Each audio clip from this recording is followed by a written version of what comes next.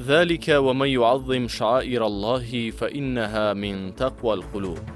خەڵک و جەماوەری موسڵمانی کوردستان، بابوونی هاتنەوەی جەژنی ڕەمەزانەوە پیرۆزبایی لە هەموو لایەکتان دەکەم. لە خوای میهرەبان داواکارم خواپەرستیەکانی مانگی ڕەمەزانی لە هەموو لایەکمان قبول فەرموو بێ و کردبی بە توێشووی سەفەری بەرزەخ و قیامەتمان. بەم بۆنێشەوە بە باشم زانی ئەم چەند خاڵە بخەمەڕوو. 1.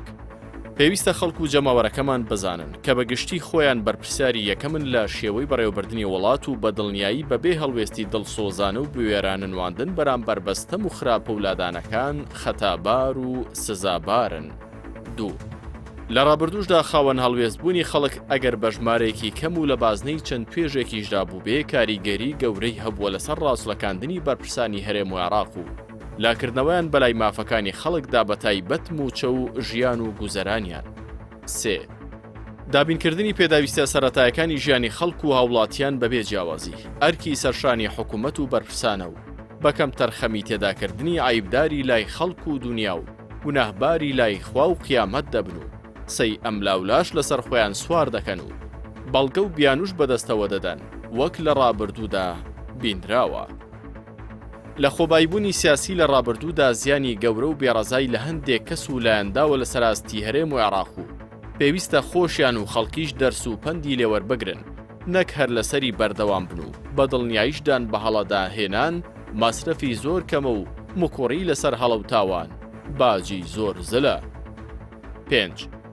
بەهۆی خراپ و سەخت بەڕێوەبردننی وڵاتەوە هەرێمەکەمان زۆر بێهێز و پێس بووە تاکە کارتێک بەدەستمانەوە مابێ بریتیە لە تەبایی ناوخۆمان. بۆیە با هەرچی زووە تێکدەرانی تەبایی و ئاسایشی سیاسی ناوخۆ قۆڵی هیممەتی لێ هەڵبماڵن و دۆخەکە ئاسایی بکەنەوە و چی دیکە بەهۆی یەکدیشکاندنەوە خۆیان و هەرێمەکەش نەشکێنن. 6.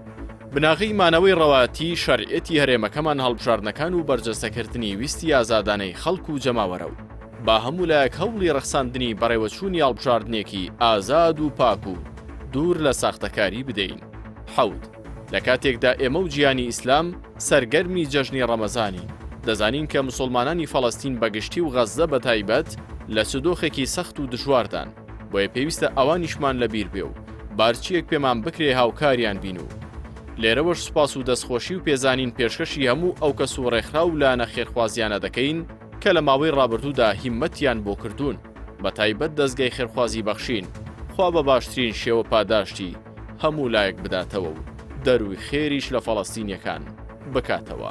برای دڵسۆزتان عەلی باپیر 30 ڕەمەزانی 1445 کۆچی بەرامبەر بە 9 چواری 2024 زاینی.